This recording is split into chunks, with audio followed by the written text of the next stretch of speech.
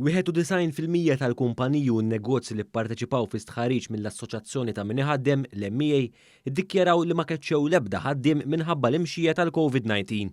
L-istess tħarriġ juri li kważi 3/4 ta' dawn il-kumpaniji rnexxilhom ukoll jevitaw li jagħtu l-lif il-ħaddiema tagħhom mingħajr ma jħallsuhom. L-istħarriġ ta' min iħaddem evalwa l-impatt tal-pandemija fuq in-negozji u kumpaniji Maltin. Permezz ta' stħarriġ li pparteċipaw fih 346 kumpanija minn oqsma differenti.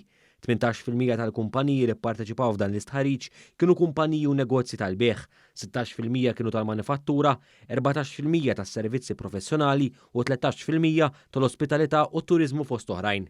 Mistoqsija jekk naqsux is-sigħat tax-xogħol tagħhom minħabba l-effetti tal-COVID-19, 40% tal-kumpaniji u negozji wieġbu li baqgħu għaddejjin b'mod normali, filwaqt li 36% wieġbu li naqsu s-sigħat tal-ħaddiema kollha. 24% wieġbu li naqsu s-sigħat ta' ftit mill-ħaddiema tagħhom. Intant aktar minn nofs il-kumpaniji qalu li benefikaw mill-ħlas ta' pagi lil ħaddiema fosthom loti ta' €800.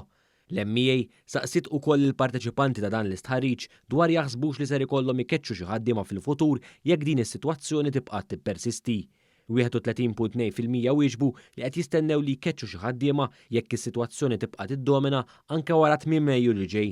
24.3% wieġbu li mhux ser ikunu qed ikeċċu ħaddiema wara Mejju li ġej, filwaqt li 44.5% wieġbu li għadhom inċerti dwar dan.